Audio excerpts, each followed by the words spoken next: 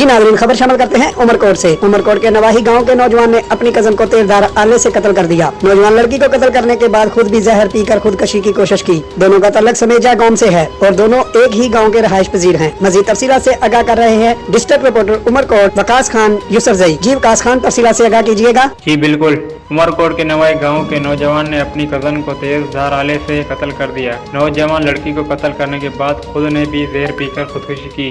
दोनों का ताल्लुक समेजा कौम से है और एक ही गांव से है। 18 साल दोशीदा अजमियत ने मौके पर दम तोड़ दिया। नौजवान अशरफ समेजो को नाजुक हालत में सिविल अस्पताल मुंतकिल कर दिया गया। दोशीदा अजमियत की चंद रोज बाद शादी होने वाली थी।